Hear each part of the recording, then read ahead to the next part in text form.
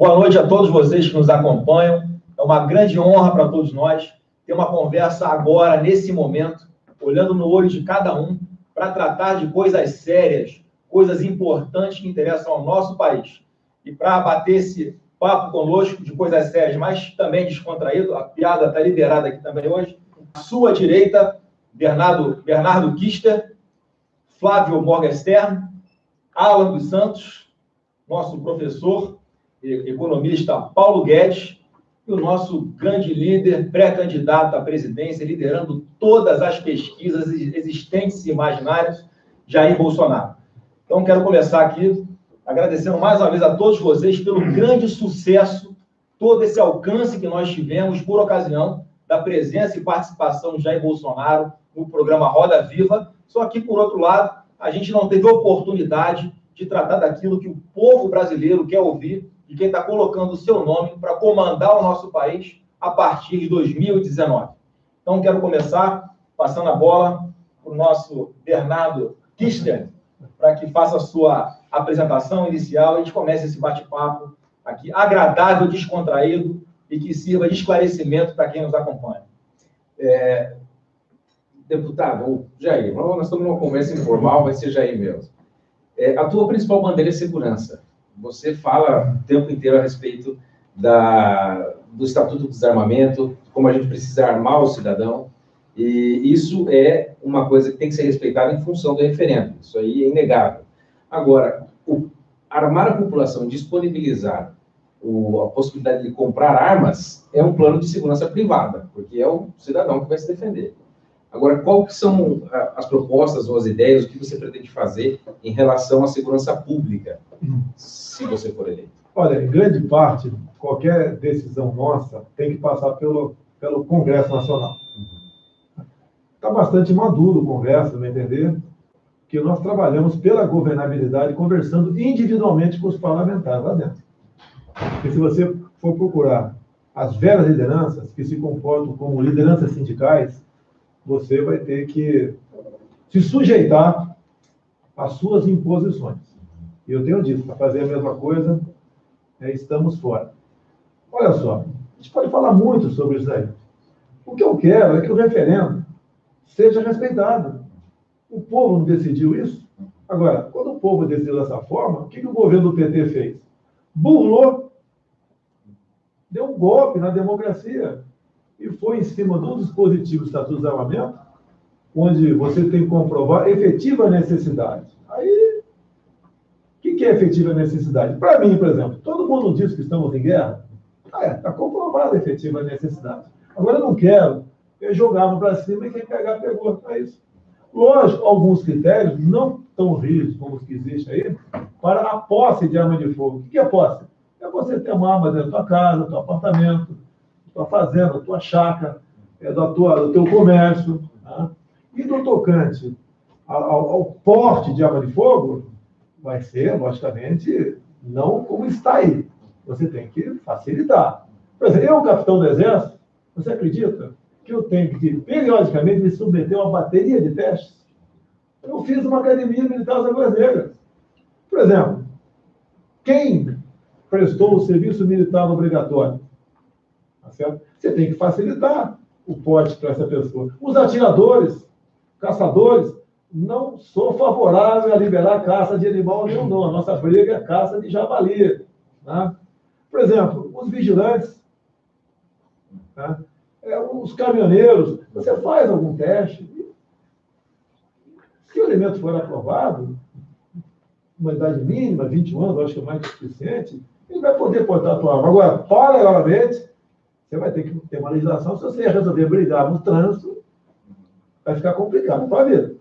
Ok? Para exatamente impedir isso aí, a proliferação de arma de fogo. Porque irresponsável é o governo que desarma o cidadão de bem e deixa a bandidagem muito bem armada. Um dado interessante, se você pegar a taxa de homicídios média no Brasil, de 1995 até 2015, nós está pegando dois referenciais. Antes do Estatuto do Desarmamento, antes, inclusive, da lei de 1997, que previa que o porte de arma até como não era nem crime, era uma contravenção. Ainda você comprava realmente uma arma numa loja, por exemplo, preenchendo uma ficha, não tinha muita burocracia, de 1995 até 2015, com todo esse massacre que a gente sofreu, né, de propaganda desarmamentista, essa imposição por parte do governo, a taxa média de homicídios cometidos com arma de fogo cresceu 10% no Brasil. Em alguns estados do Nordeste, ela explodiu mais de 500%. Em estados onde houve uma diminuição dessa taxa de homicídios cometidos com arma de fogo, se deu muito em função de algumas políticas de governo que simplesmente impediam a polícia de combater os criminosos altamente armados. Então, não dá de jeito nenhum para falar que teve algum sucesso essa política de desarmamento no Brasil, né? Em relação às polícias, por exemplo, você tem alguma ideia em relação à Polícia Federal, às polícias civis, a municipalização das polícias, por exemplo? Olha só, o que eu sinto me colocando na pele de um policial do Rio de Janeiro? Porque eu aprendi desde cedo no quartel, né, que você tem que se colocar no lugar do subordinado e depois de dar uma ordem para ele. Certo? Se coloca no lugar do policial. Nós estamos aqui 10h30 da noite. Ele está na rua, tem gente que está na rua. Ele entra em confronto. Ele é obrigado a entrar em confronto porque atira em cima dele. Qualquer coisa que aconteça não razoável, porque quando se mexe com arma de fogo, tudo pode acontecer. Esse policial dificilmente não vai responder um processo. Não existe uma advocacia para defender. Ele vai ter que se virar. O que também, o caso do policial, e também eu quero contar um exemplo bem claro aqui, bem rápido aqui, está também na rua aqui alguns soldados do Exército Brasileiro, 20, 22 de idade, 22. Esse garoto aí está prestando um serviço militar, engajou, tem seu time de futebol, vai na praia, tem sua namorada, okay? Pretende, quando sair do Exército, fazer alguma coisa, prestar um concurso à polícia, quem sabe. Imagina ele é obrigado a trocar tiro agora. Vai que morre inocente nesse embate ali, que pode acontecer. É justo você pegar esse garoto, tá?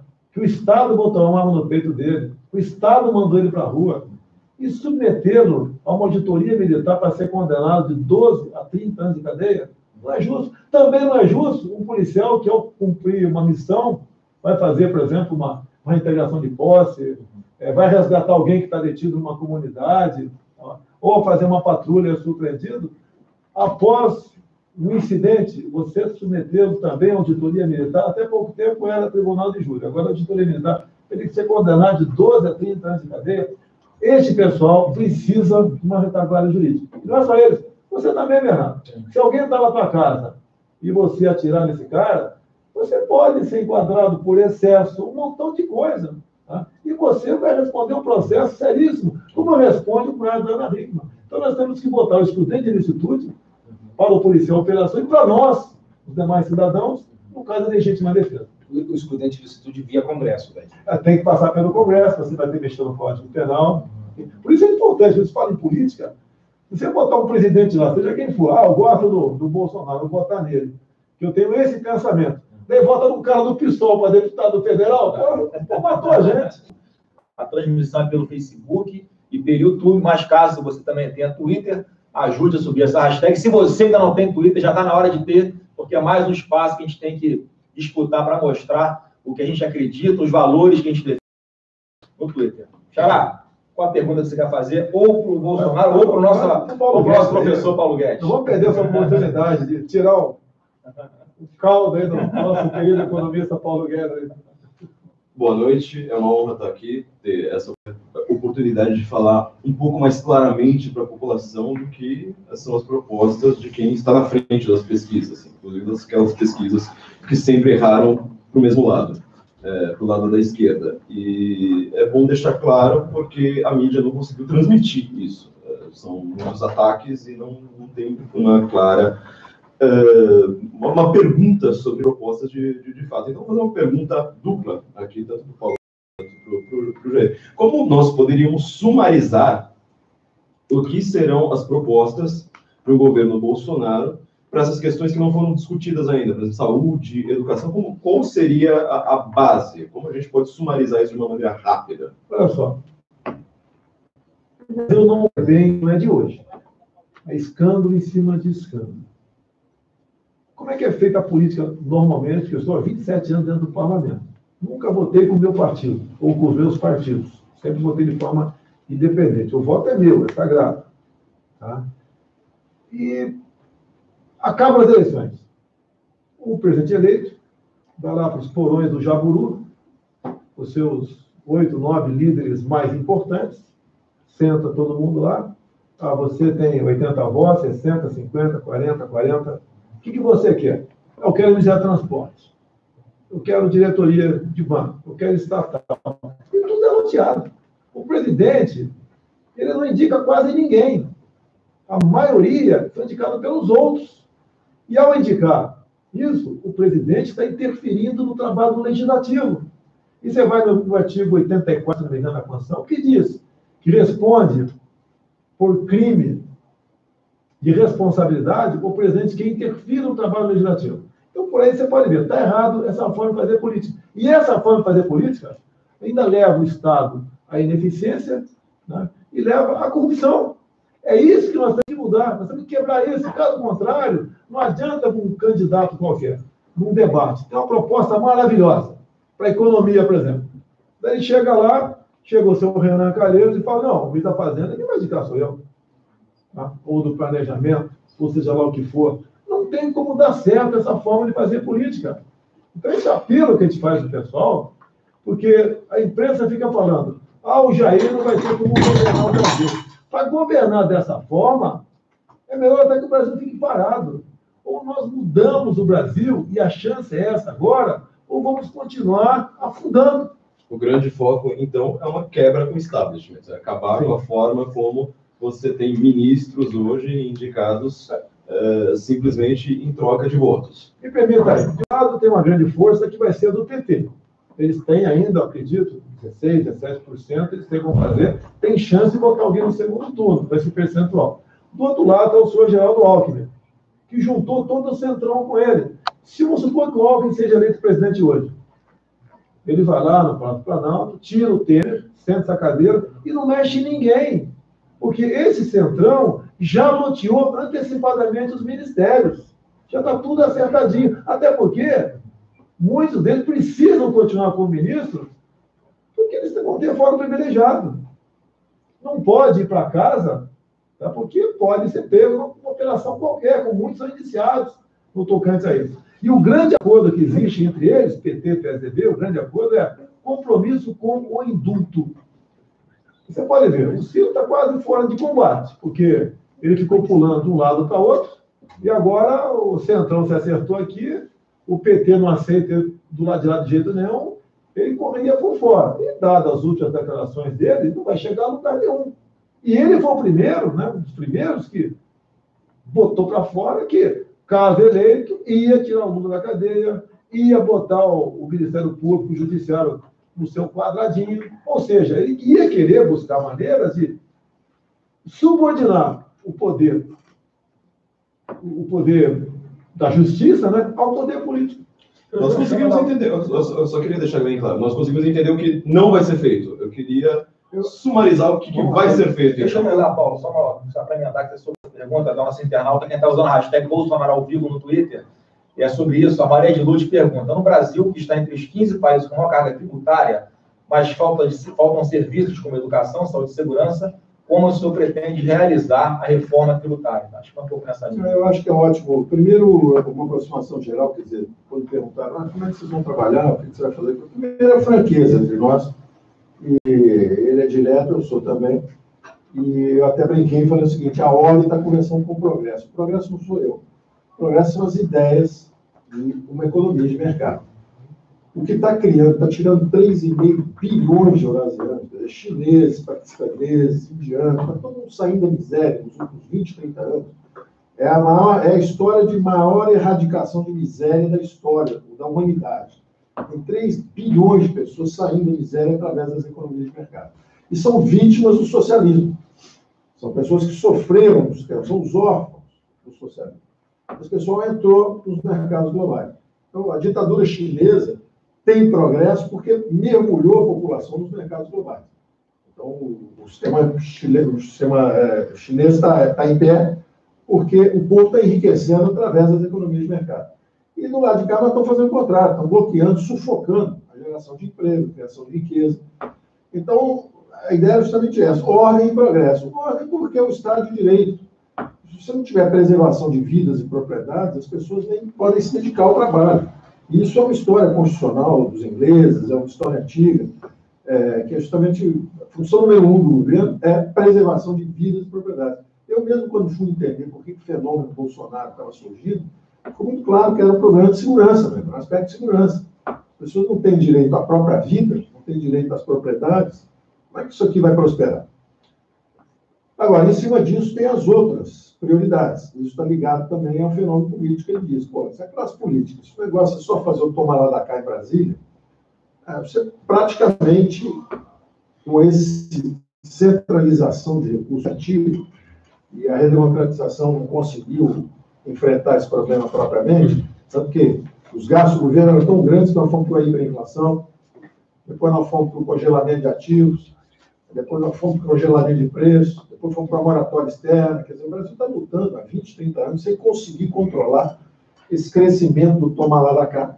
Em todos os governos, quer dizer, nós demos uma volta começando no Sarney, depois, em nome da ética, nós fomos para o PSDB, em nome da ética, nós fomos para o PT, em nome da ética, nós voltamos para o PSDB. Agora não tem. Então, nós demos uma volta ao mundo e parando no mesmo lugar, e os gastos do governo gastando o tempo inteiro, aumentando o tempo inteiro, e a classe política sendo corrompida pelo organismo econômico. Quer dizer, eu, como economista, o que eu vejo é uma engrenagem econômica centralizada, é o que o Padilha chamou de um mecanismo, a engrenagem, o mecanismo, que é uma máquina de corromper. É uma máquina de corromper. Então você fala assim, o mensalão, foi lá no Correio.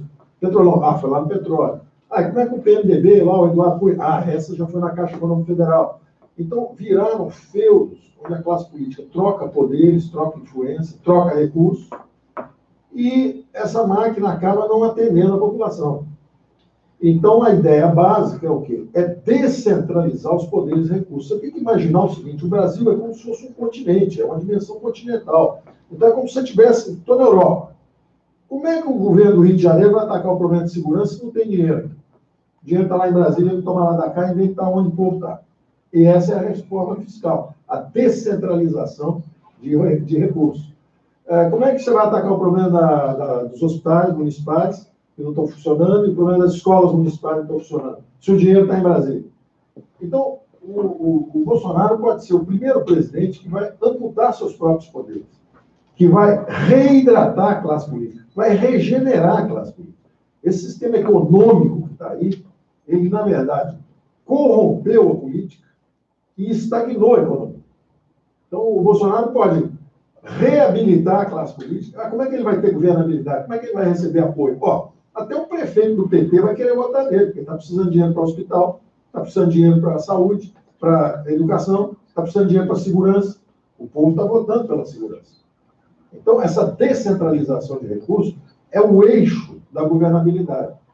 Não vão votar nele porque ele está dando cargo na Caixa Econômica Federal, nada disso. Vão votar nele porque a classe política vai finalmente se reaproximar do povo. Em vez de ficar lá em cima, em Brasília, tomar lá da cá, o jeito tem que vir para a base, para o distrito dele, para depois receber o voto distrital ali na frente, se houver também uma reforma política. Falando claramente, essas empresas serão privatizadas, então.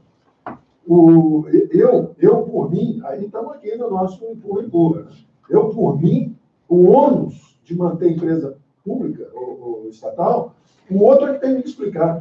Me explica por que o Correio tem que ser público.